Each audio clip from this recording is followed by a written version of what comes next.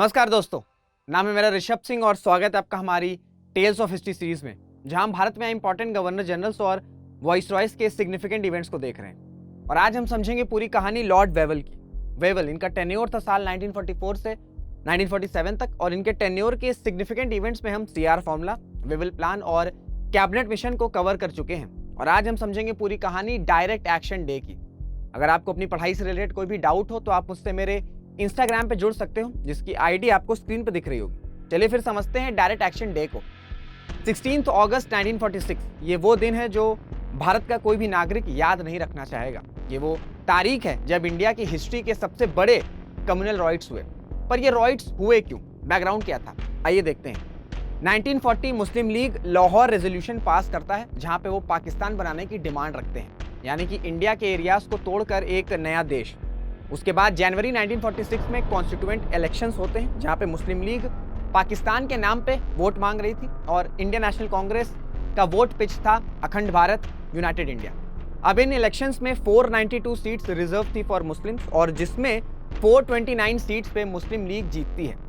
तो इस जीत से ये तो क्लियर हो गया कि मुस्लिम लीग सोलिली रिप्रेजेंट कर रही थी मुस्लिम्स को उस टाइम। और इस जीत से ये भी हुआ कि उस टाइम मेजॉरिटी मुस्लिम्स पाकिस्तान बनने के फेवर में थे, क्योंकि मुस्लिम लीग ने वोट ही पाकिस्तान बनाने के नाम पे मांगा था। फिर मार्च 1946 कैबिनेट मिशन भारत आता है और कैबिनेट मिशन में प्रोविंशियल ग्रुपिंग का प्रपोजल रहता है, जहां पे प्रोविंसेस को 3 सेक्शंस में रखा गया था, सेक्शन ए, सेक्शन बी और सेक्शन सी। अब कैबिनेट मिशन को इनिशियली मुस्लिम लीग एक्सेप्ट कर लेती है, क्योंकि जिन्ना को प्रोविंशियल ग्रुपिंग में पाकिस्तान दिख रहा था। पर कांग्रेस का मानना था कि प्रोविंशियल ग्रुपिंग को कंपलसरी नहीं रखना चाहिए और कैबिनेट मिशन के मेंबर्स ने भी कांग्रेस की बात मानी और प्रोविंशियल ग्रुपिंग को कंपलसरी नहीं किया, जिसके बाद जिन्ना ने कैबिनेट मिशन को रिजेक्ट कर दिया। इसके बाद लॉर्ड वेवल कांग्रेस को बुलाते हैं टू फॉर्म इंटरिम गवर्नमेंट, क्योंकि इंडियन नेशनल कांग्रेस ने कैबिनेट मिशन को एक्सेप्ट कर लिया था।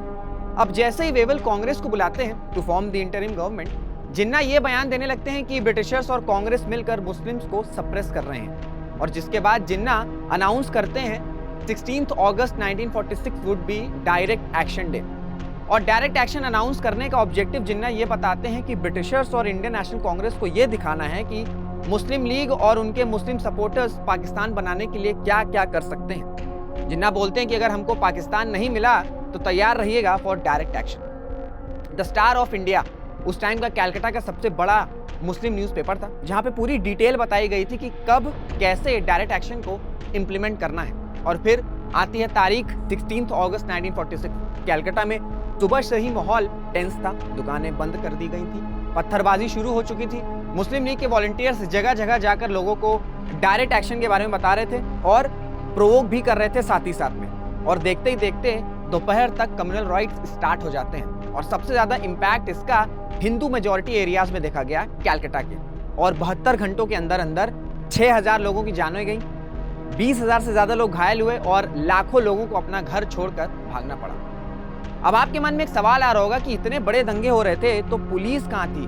देखिए 1946 के समय बंगाल में मुस्लिम लीग की सरकार थी और इस वजह से बंगाल की पुलिस को डायरेक्ट एक्शन के दौरान छुट्टी पे भेज दिया गया था।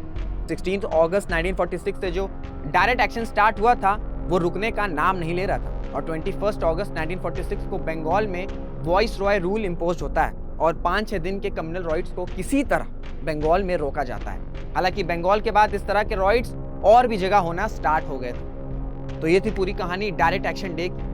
अगर आपको ये कंटेंट्स हेल्पफुल लग रहे हैं तो इनको अपने फेलो एस्पिरेंट के साथ जरूर शेयर करिएगा। This is Rishabh Singh signing off. जय हिंद, जय भारत।